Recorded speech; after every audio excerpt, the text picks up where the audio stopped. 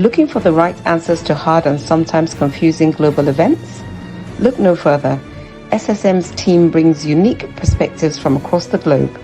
Our in-depth independent reporting is to make you better understand the world as we evolve. In a world where news flies around every minute, you need the ability to relate and connect with what matters and stay up to date. Schengen Story Media News Echoes program is Africans in Diaspora and at Home's leading English news network, one of the most trusted, respected sources for news updates on current affairs as they affect global Africa.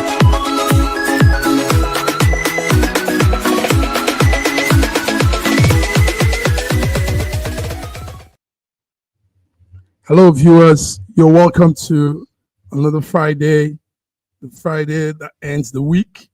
Today, the 25th July, 2025. I'm here with George. George, you're welcome. George, can you hear me? Good morning, good morning, good morning. Viewers from around the world, from Canada, Toronto. Yes, I can hear you, but can you hear me? Loud and clear. You're on cue. Loud and clear. You can hear me. Okay. I can hear you. Can you hear me? Yeah. Beautiful. Yeah, you're welcome, wonderful. George. So, it's another Awesome. Friday, George, here in Milan, and we know you're there in Toronto, Canada. So, we want to run our Friday international update. Toronto, Canada. Yeah, Toronto is looking good today. The weather looks good there. So welcome viewers from around the world on our Friday international news.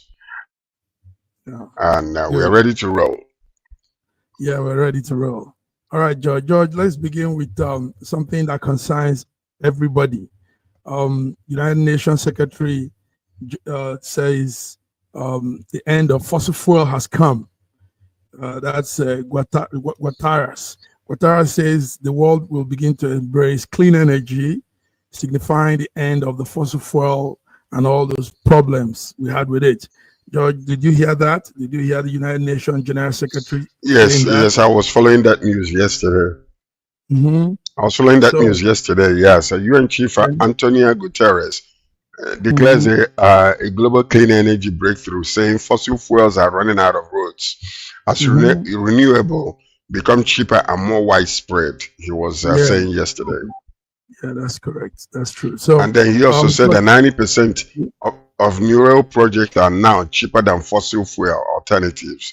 And he was talking about solar and onshore wind leading the way in cost reduction. So that's one of the main clocks of his news yesterday when he was talking about this. You know, fossil fuel has been on the horizon for so long. So, and right now what they're trying to push is a global reduction in some of these what the effects to the weather, what global warming when it comes to clean energy and all those type of renewable energy alternatives. So that's what we are looking at right now. As a matter of fact, he mentioned that global investment in renewable hit 2 trillion in 2024, surpassing fossil fuel investment by 800 billion. That's a big one. So, but let's look at it deeply. Do you think this will end some of those human suffering, some of those turmoil that this whole thing has caused, the fossil fuel? Do you think so personally, George? Let's leave what the papers, what the General Secretary is saying. How do you see this development? Do you think it will pave the way? I think when you think about the Paris Agreement that was done a few years ago, in order to reduce, because there is a visible evidence that the fossil fuels are causing a whole lot of weather situation that is not good for the humans. And we see that happening in China. We see that happening in a lot of developed countries. So when they're pushing for, this alternative renewable energy, to replace the fossil fuel, there is something to it, because nobody can deny that the weather has been changing, and it's been changing drastically. we see a whole lot of that happening, and it's as a result of, you know, the ecosystem not being balanced. So and that's what I'm thinking, that there is a possibility that once we transfer to things like this wind turbine and all the renewable energy, like the solar energy and stuff like that, you know, there's going to be a reduction in the, you know, okay, look at that. You can look at that. So this is what you see in a lot of industrial countries. Let's help our viewers that are coming in to catch up with the news. Fossil fuel, what we mean by that is that renewable energy source that the world uses, and it includes coal, petroleum, and some of those things. So now the natural gas. Natural gas, yes. Now the UN chief is telling us that an end to those things is coming, with what George is also saying. So George, also take note that carbon dioxide, which contributes a lot to what you said earlier, some countries might still be burning this gas. Not everybody might get into this new renewable plan. I mean, third world countries, a lot of them still go through this. So do you think this whole clean plan will go around if Africa is still trying to get into that, even though they will say not much manufacturing, not much is being done with those carbon monoxide and stuff? Tell us, George, what do you think? You think eventually everybody will catch up? Go ahead. No, the challenges remain. The challenges remain. You know, especially with third world countries with the great infrastructure and mineral supply, with only 60 cents, you know, invested in the grid for every $1 in generation. So what we're seeing is many countries might lag behind.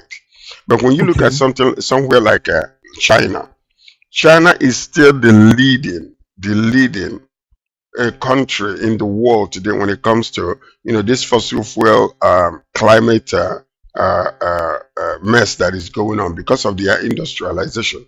So many of their industries have not changed into solar system and all those great wind turbine and all that kind of stuff.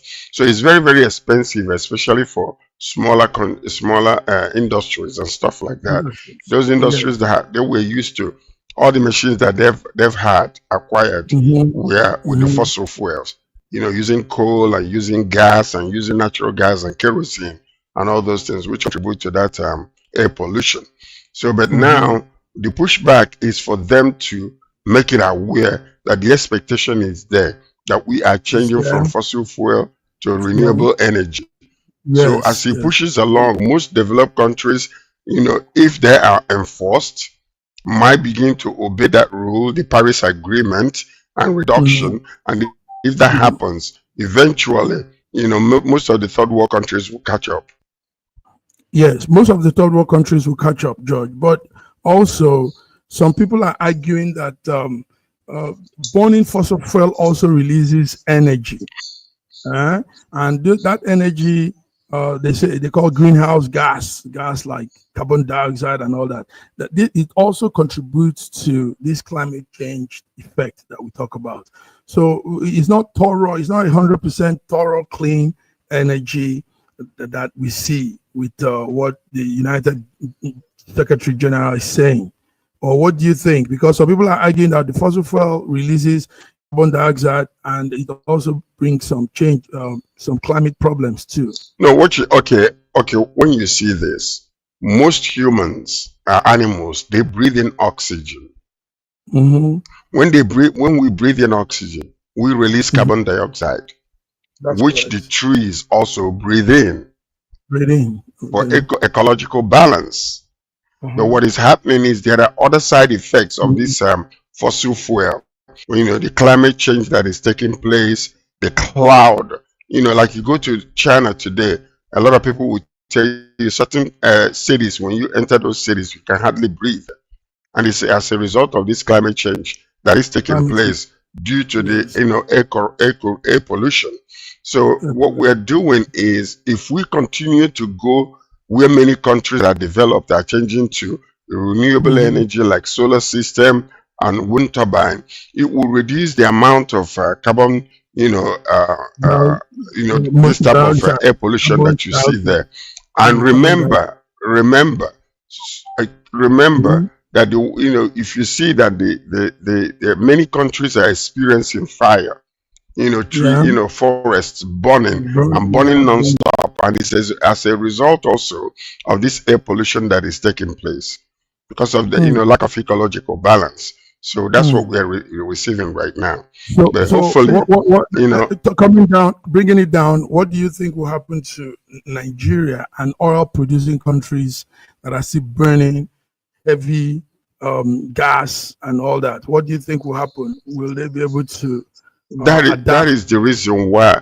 That is one of the pushbacks, because many countries like Nigeria depend largely on this fossil fuel for their own GDP, and many countries are actually, and they still have a lot. Like when you go to United Arab Republic and all those areas, Iran, Iraq, those people, they depend largely on fossil fuel, for their international trade balance. So when you completely remove it, it's going to affect them. So it's going to be very difficult. It's a long-range plan, actually. So we are in the short-term part of it now, which eventually will increase and increase until when the renewable energy, starts coming, like what you saw was it in Kenya, where a young man just designed a vehicle that uses only water to move, which is a threat also to the solar energy that we are talking about.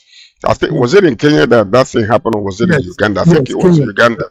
Oh, Kenya. I think it was, so so what you're seeing now is there has been a lot of pushback, from these technology, from advancing to replace fossil fuel, because countries that are depending on fossil fuel for their GDP is a lot. So we are seeing a lot of pushbacks, and that pushback will continue until eventually those new technology, when they allow them to come out and expand, it would do some great things.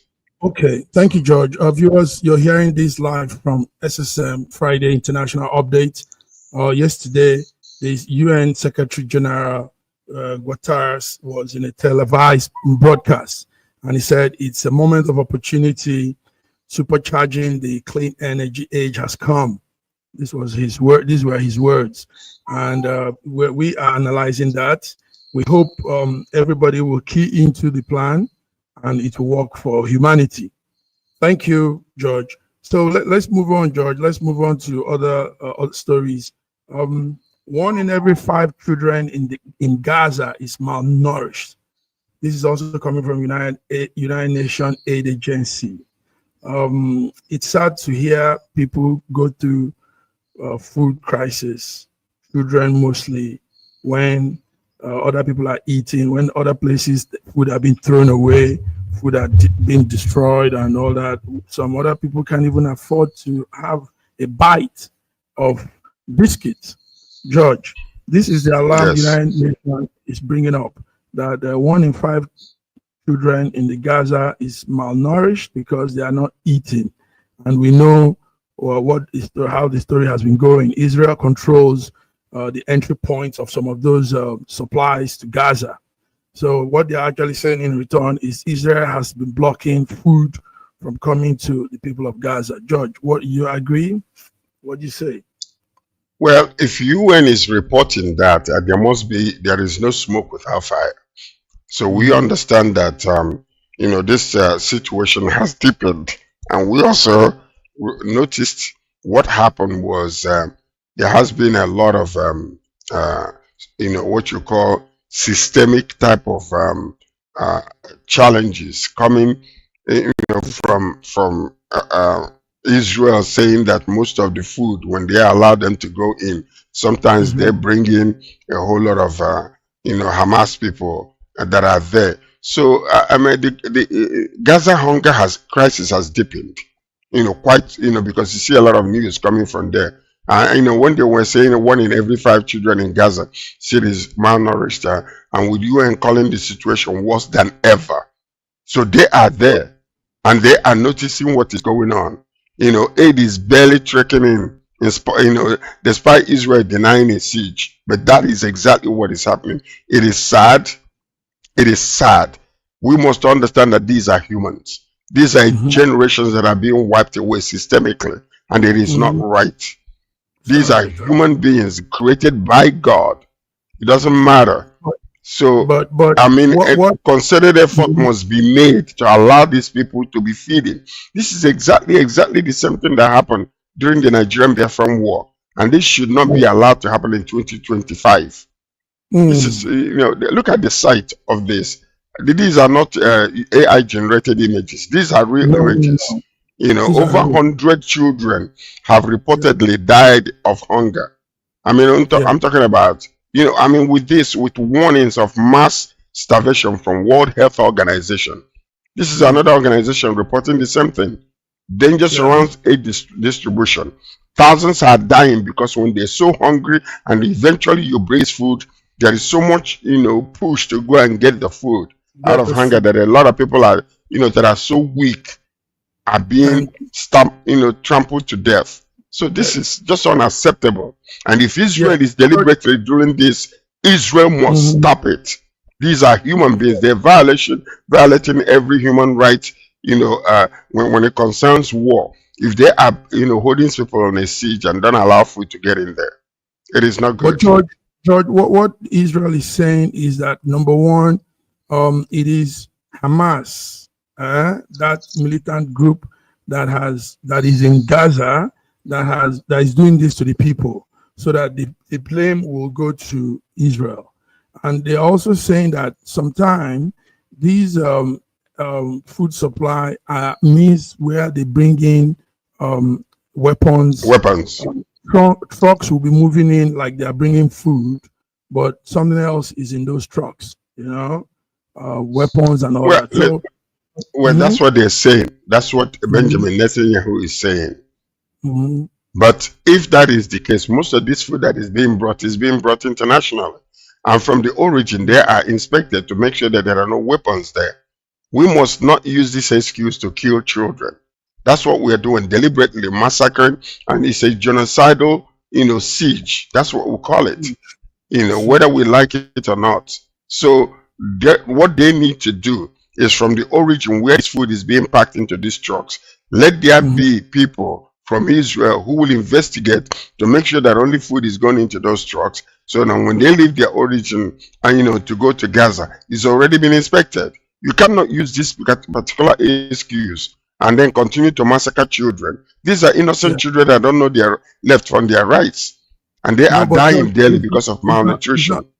It's not in all cases they don't know some of these kids also understand the politics playing, in Hamas, Gaza, and all of that. So sometimes too, they become like a pawn to do some of those havoc on those borderline. But so you see, what I'm saying is this.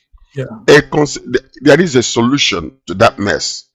And that solution is in ensuring that from the origin where this food is being packed to be transported, that there will be an investigation that there are no weapons included in those. And then also, when the food is coming, Israel have the capacity to check these trucks before they enter into Gaza Strip.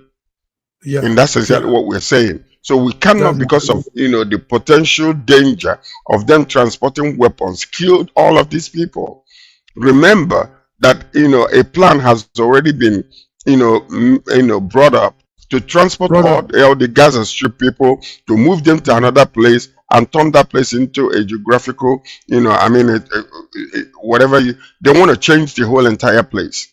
And that is a plan to ensure that these people are moved to another area. 2 million people to be moved to another area, and they're going to start their lives. All right. Are you going to build houses for them? What kind of jobs are you going to give them to survive?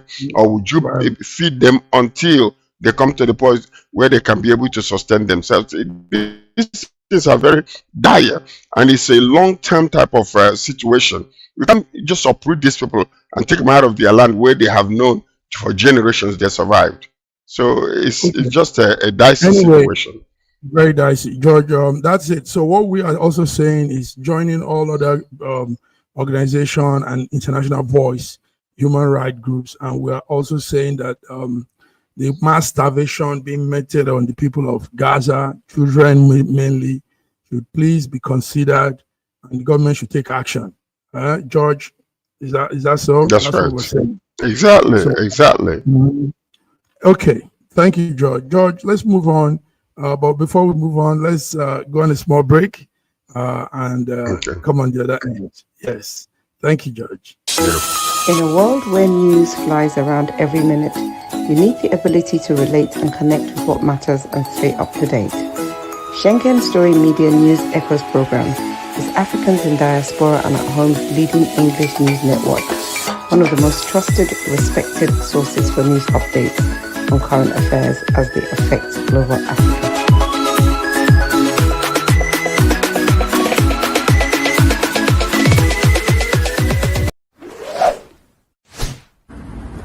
A year ago, I wrote a book titled The Final Solution, and I was trying to say to the rest of the world that there are challenges ahead.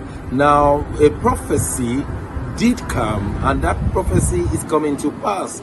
But I'm telling you, the final solution has been found many years ago in the Bible, because the Bible simply says righteousness exalts a nation and sin is a reproach to the people. So I want you to know that we can get solutions to problems in Ukraine, in Russia, in Nigeria, indeed all parts of the world.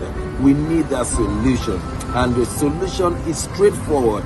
Please get a copy of my book. It's the Final Solution by Bishop Schengen Johnson, and you can find it in Kindle, in Amazon. Just type Bishop Schengen Johnson, The Final Solution. It will come. It's very, very small book you can read within 2 hours, but it contains the final solution.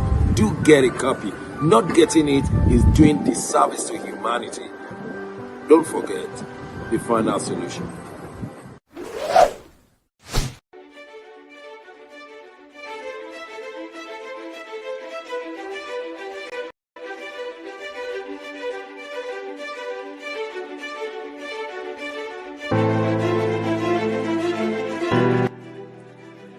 Hi there, I'm Mary Keurig, and I am a businesswoman in the United States, but I'm also the Global Content Vice President for the Sub-Saharan Open University in Nigeria.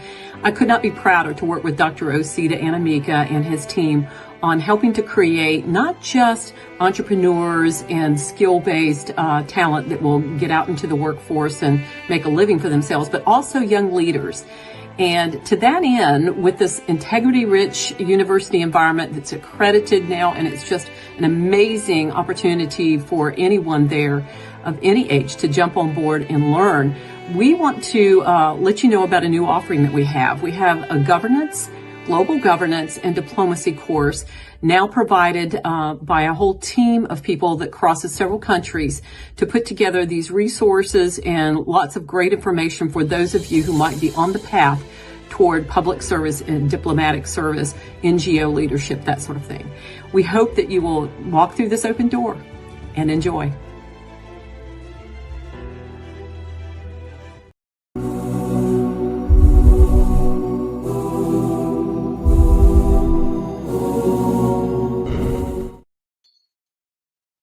Yes, you're welcome back, viewers. Welcome back to Friday, the 25th of July morning international update. George, let's come to some local news, some Nigerian news updates. Yesterday we heard APC, that political party in Nigeria, All Progressive Congress. They now have a new national chairman. After Ganduji Abdullahi was removed. So, but that chairman is also a sitting minister, but he's now APC national chairman. So, do we see APC? Do we see some new changes happening in APC now with this? Well, what you're seeing is actually realignment. What they're doing is, when ADC came into the zone, because they, whether deliberately, intentionally, or just by PDP shooting themselves on the foot, and many other political parties in chaos in Nigeria. So with the emergence of ADC, there gotta be, if APC does not make a move, to try to bring a change in the reorg, it might affect them negatively. So what they have done is to allow this and nominate this Nentenwa. I think how do you say the name? Okay, Watada. Is that how you pronounce that? So this man is the new APC national chairman, officially announced at the NEC meeting in Abuja yesterday. His selection was a consensus decision aimed at boosting unity ahead of the 2027 national election. So what you see is that APC is shaking. They are actually shaking, and they should be. They should be. Yeah, they should be. They should be. Yeah. George. It's I tell you, these are some of the gains of that coalition. Put everybody on their feet. Put everybody in a situation where you're thinking, very fast, efficiently, diligently, or else you're taken out.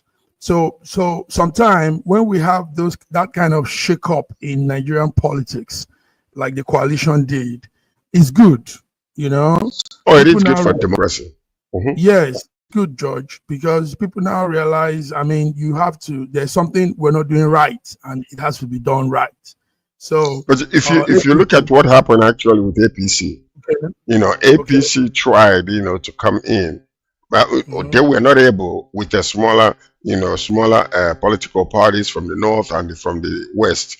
So what they did was Buhari and our current president Asiwaju, they came together and merged and to form APC, and it became a force to be reckoned with. And that's why the defeat came in 2015 or thereabout. So now all of a sudden, when other political parties saw that PDP is being weakened and Labour Party is they're there but not as strong to win nationally, so they decided to come together to do the same thing that the North and the West did. So this is a coalition right now that is putting force on APC to do some reorganization. So with this man, he is a minister of humanitarian affairs and former Plateau governorship candidate.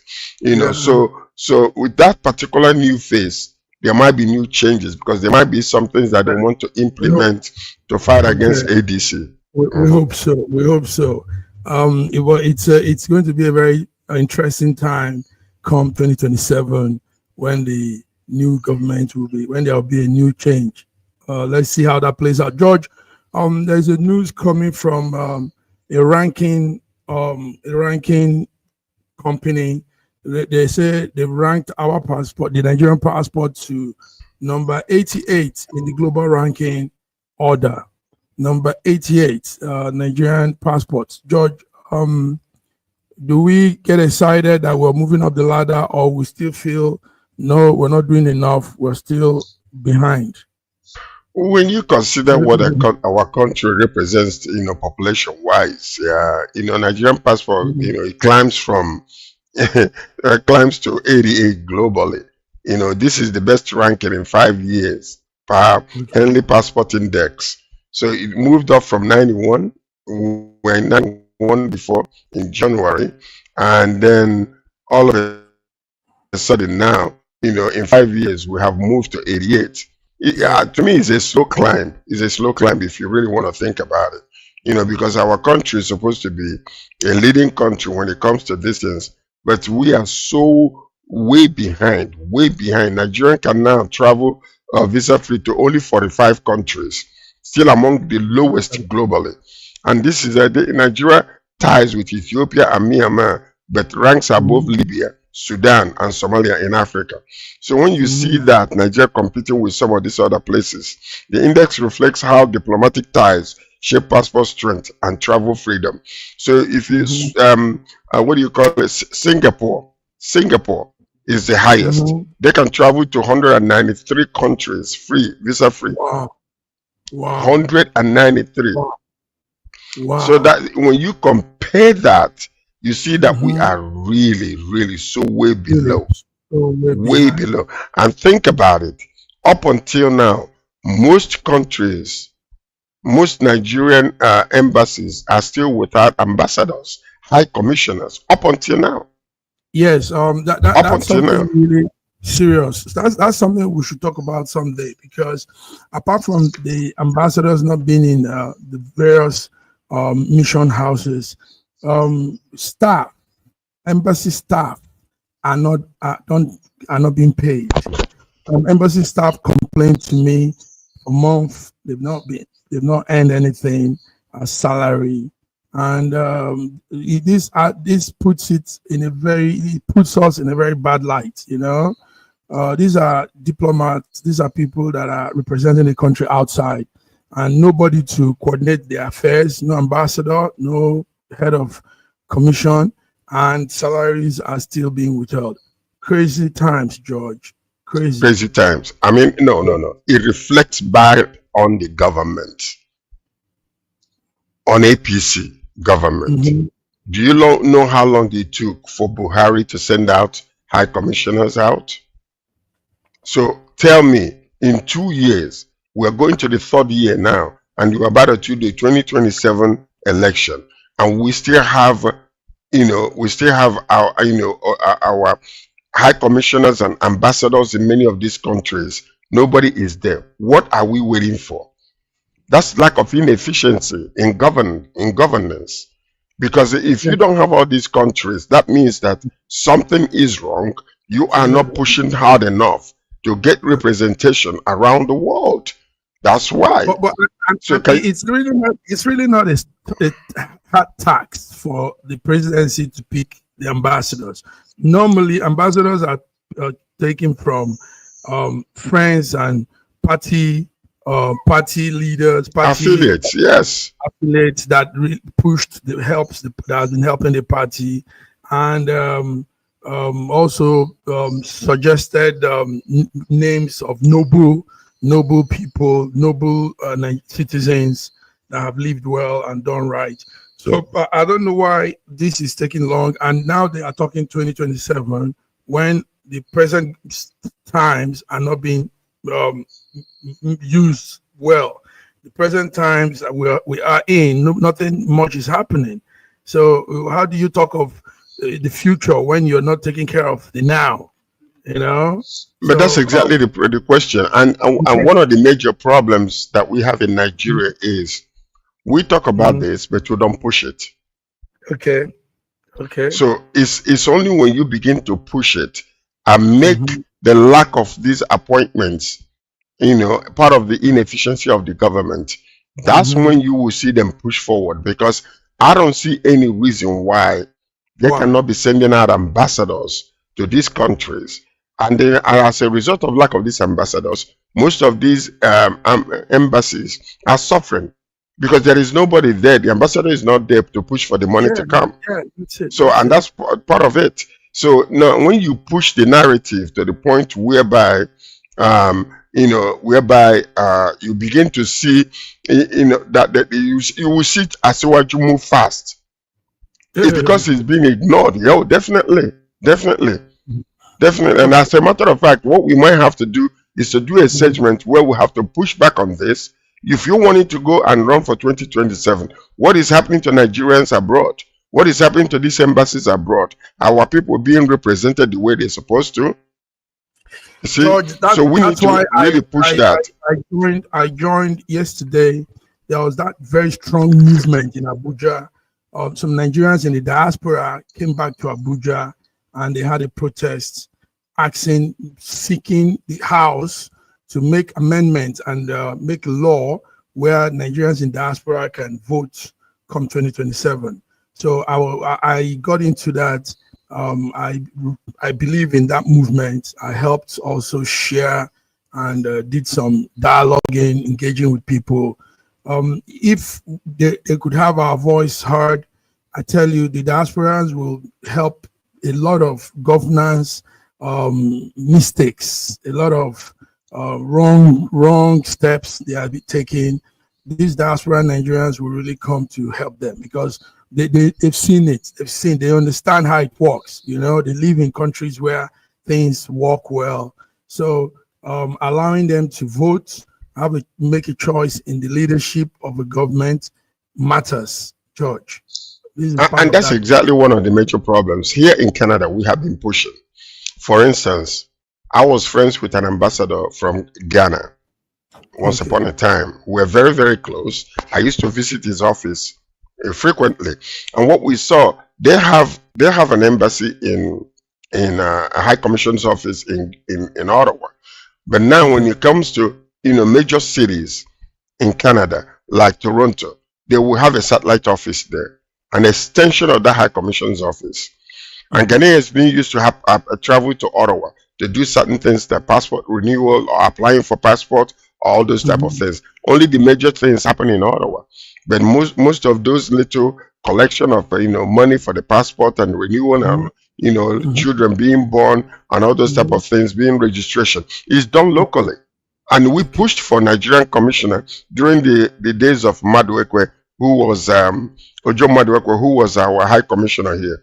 We pushed for that satellite office to happen, but it was resisted from Nigeria, from Abuja. So these are the things that Nigerian government need to look into. And when they can allow international diasporians to be able to vote, to choose leadership, they are afraid. And the reason why they are afraid is simply because of the corruption that is going in Nigeria when it comes to elections. Because they now know that international people, when they begin to put in their feet, and then you can know how many voters voted from Canada, from US, and from other major countries in the world, it will be difficult for them to write these elections rather than counting them. So those are the things that they are resisting. They are resisting it simply because they know that there will be a very strong change in the way they do things in Nigeria. The way they do things in Nigeria. Thank you, George. Exactly. Thank you. Okay, let's see how it goes. We're pushing. We will do all in our power to keep pushing.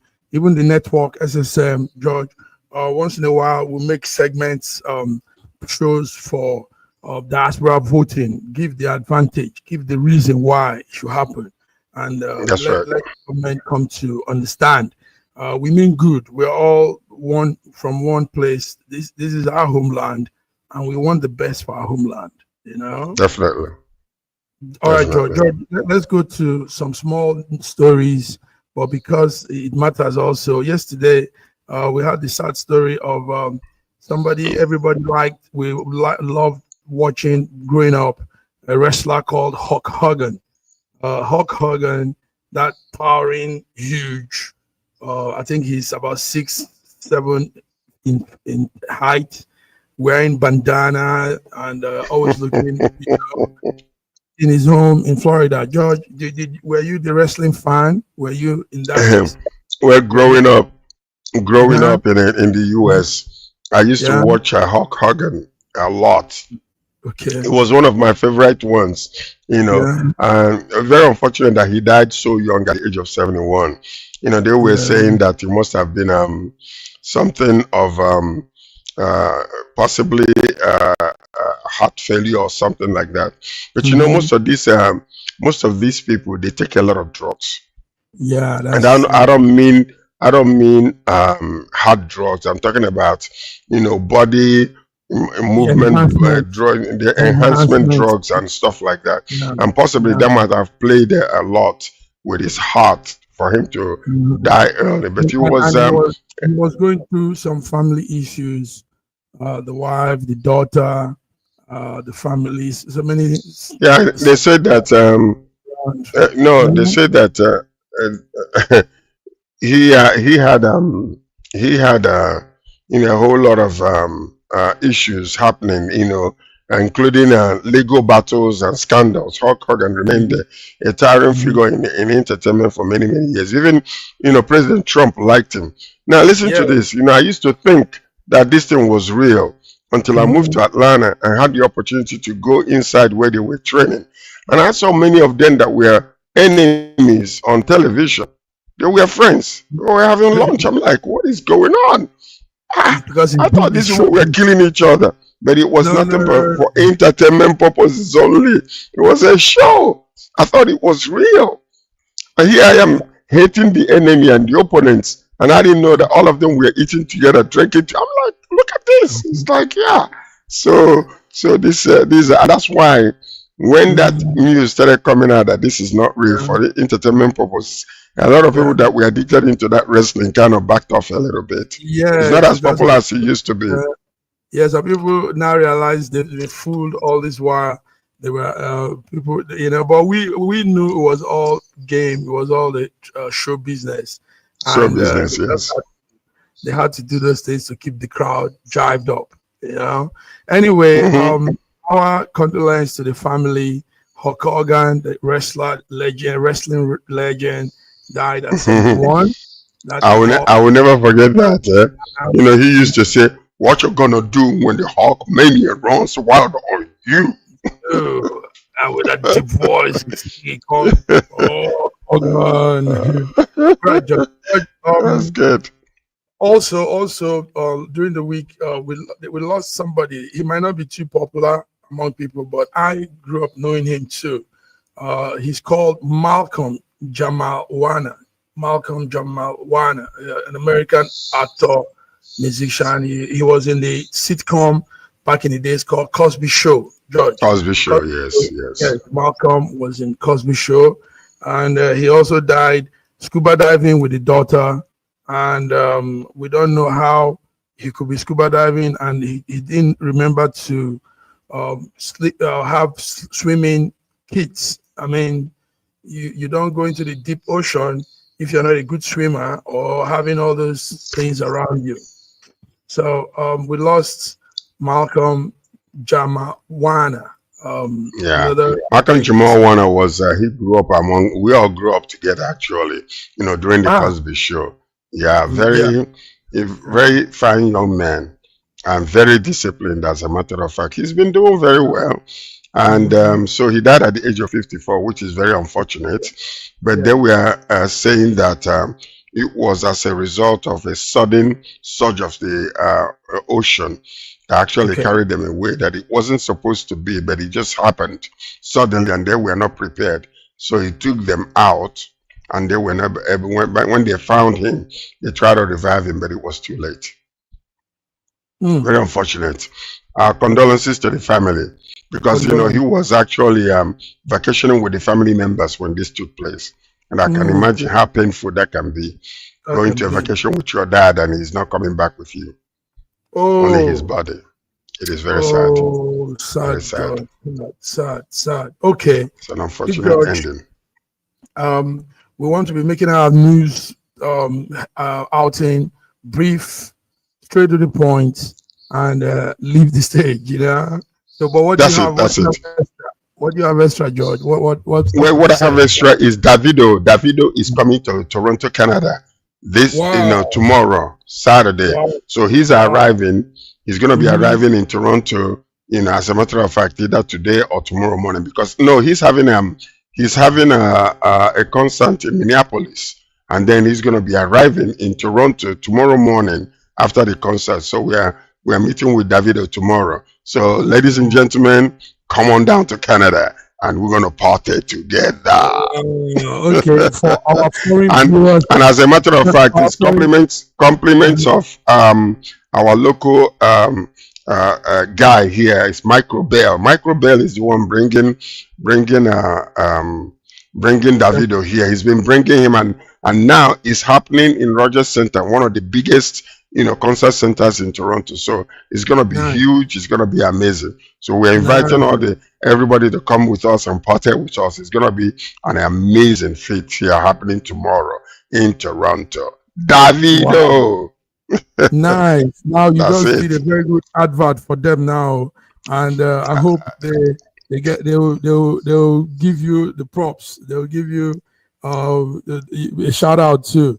For our viewers that are watching, Davido is the Afrobeat artist from Nigeria. Superstar. Yeah, superstar, and he's making waves. He has some real good numbers, good songs. And I think he's one of the best in that genre, Afrobeat. So yes, Davido, I want the studio to bring up a picture of him. Hope these people see it before they go. For our foreign viewers that probably don't know Davido, that's Davido there. That's Davido. Yeah. Davido. So Davido, the reason why I like Davido is a giver. He's a giver. So, that's why I really like him a lot. And the young man that has grown, and, I would say, very less scandal, on him, because the man is a humanitarian, a philanthropist, and very, very great giver. Helps a lot of orphans and a lot of, disadvantaged people. So this is something that is known for him. Married to an Igbo girl too. If he doesn't do that in the position God has placed him, I mean, who will do this? He's from a wealthy home. The father is known to be a very wealthy man, and he's making money too. So you need to care for the people. You need to spread the wealth. Support people, help people. He does it very good. So, he does it very well.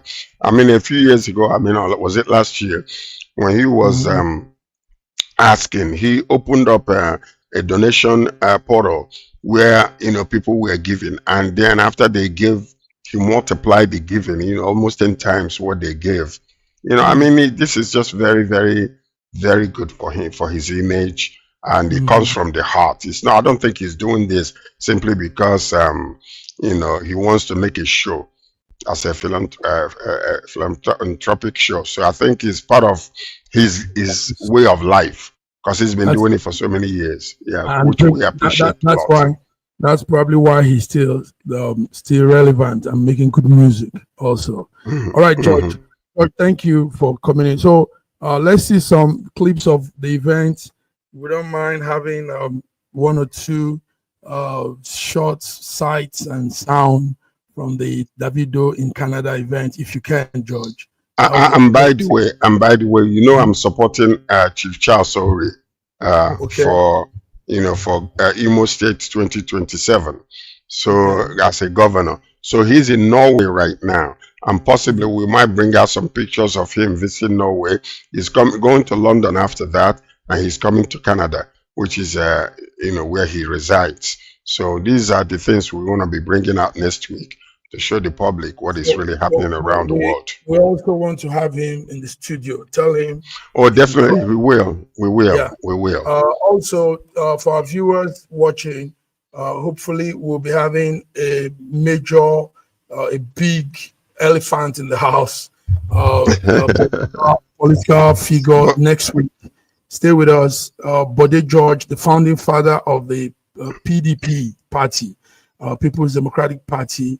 So this is one of the founding fathers, and he's coming to speak to us one-on-one. So the diasporans can hear what's happening in PDP and follow up also. So that's it. Next week, stay tuned. SSM Bode George one-on-one. All right, George. George, let's go. We want to leave our viewers with the short clip of Malcolm Jamawana, the B. Cosby young man that died. There's a condolence clip on him.